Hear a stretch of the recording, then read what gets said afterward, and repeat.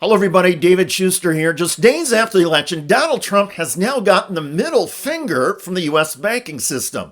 We'll explain that in just a moment. But first, here's former Republican lawmaker David Jolly detailing the Trump plan for the economy. Here is the Republican magic when it comes to the economy.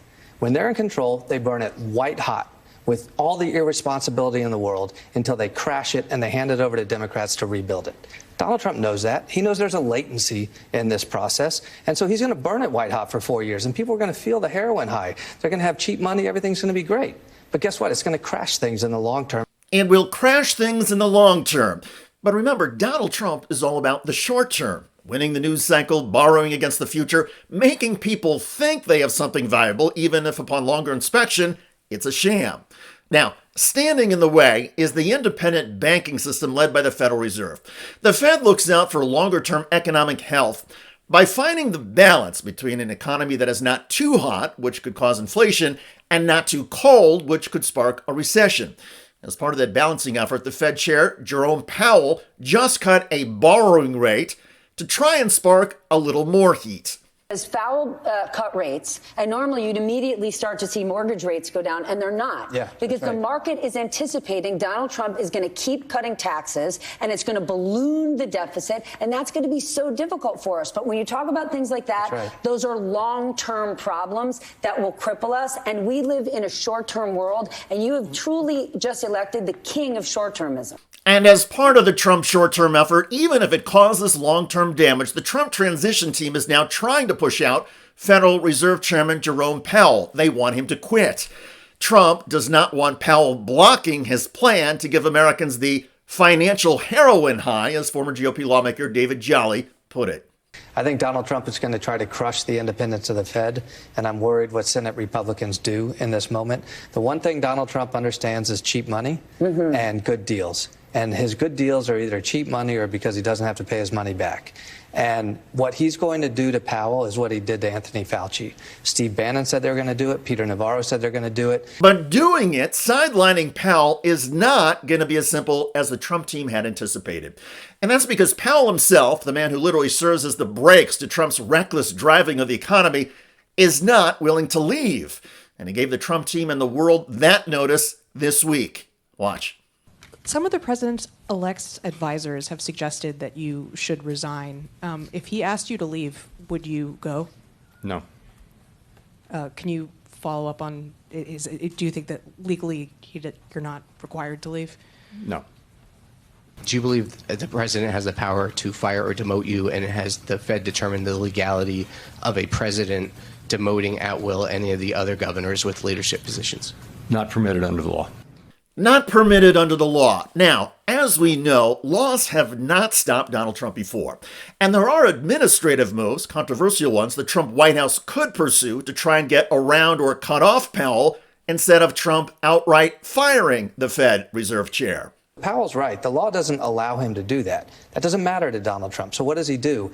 I think he nominates a chair in waiting that sits there for a calendar year and becomes this close economic advisor to Donald Trump and kind of removes Powell. Now, good for Powell to say you're not allowed to do that. The Fed's going to remain independent.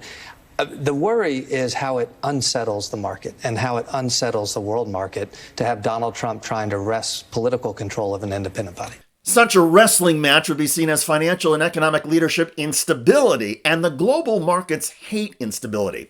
So the markets could respond with sell-offs and a crash. And that's just based on the power grab. The Trump policies themselves have already spooked economists. Imposing tariffs on foreign-made products, as Trump is promising, would make all of those goods more costly to the American consumer.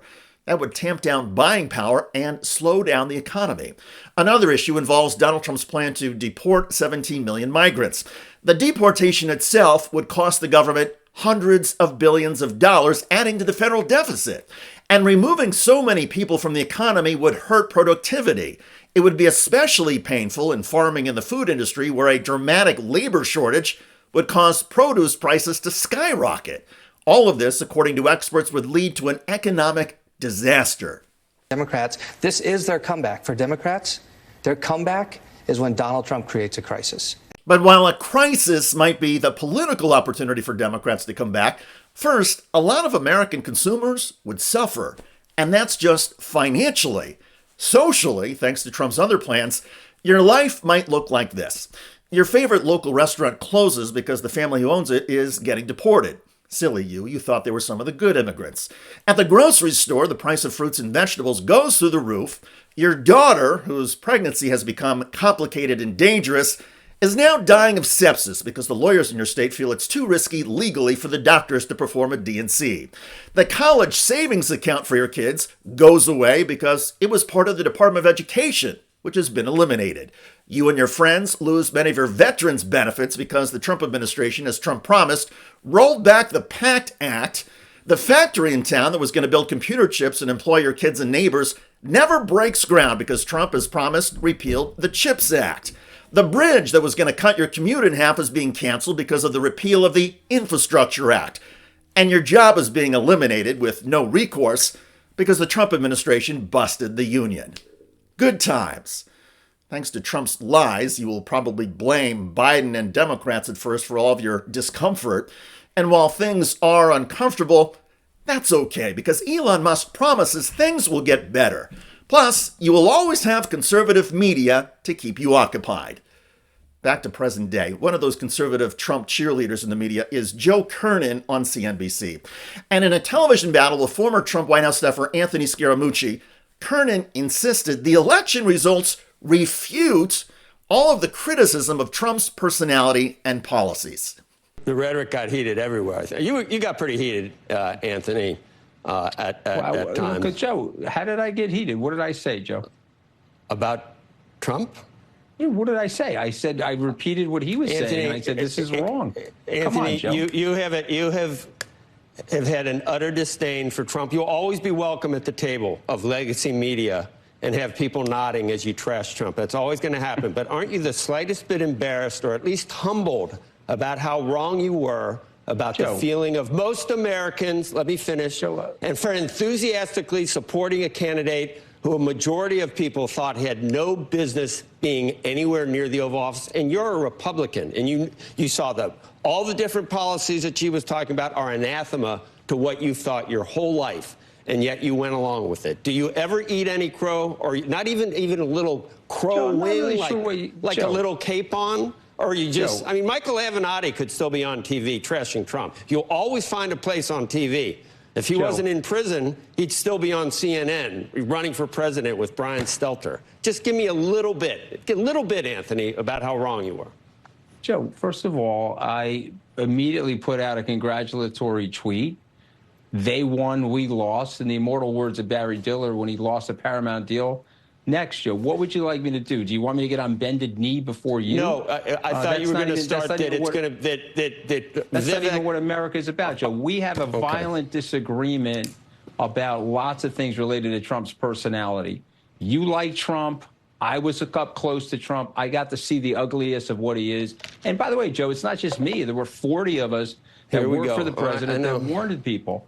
Indeed, as the Joe Kernans of conservative media sane-wash Donald Trump, it's worth remembering that dozens and dozens of former Trump White House staffers warned us in this campaign that Donald Trump loves fascism. He has no impulse control. He's racist and bigoted. He will lie about anything and everything, and he only really cares about himself. So when our economy goes from strong and stable to a market crash and financial plunge, when Americans see their savings and jobs disappear, when our country faces catastrophe, remember, we were warned. Also remember, there were some courageous and independent leaders like Fed Chair Jerome Powell who tried to resist Trump and inspired countless others to resist as well.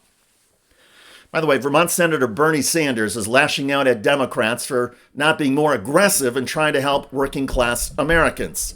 While the Democratic leadership defends the status quo, the American people are angry and want change, and they're right. He continues, today, while the rich are doing phenomenally well, 60% of Americans live paycheck to paycheck, and we have more income and wealth inequality than ever before. Unbelievably, real inflation accounted for weekly wages for the average American worker are actually lower now than they were 50 years ago. And under the Biden-Harris administration, wages increased more than inflation. Still, Donald Trump's lies buried those facts. Anyway, this video generated a lot of comments on YouTube. One of the most popular is from Thomas, who wrote, "Sometimes the children must touch the stove to find out how hot it is." Indeed. I look forward to reading your comments about the chairman of the Federal Reserve telling Donald Trump to go F himself as the Trump plans to screw over America become more clear. I'm David Shuster. Thanks for joining us.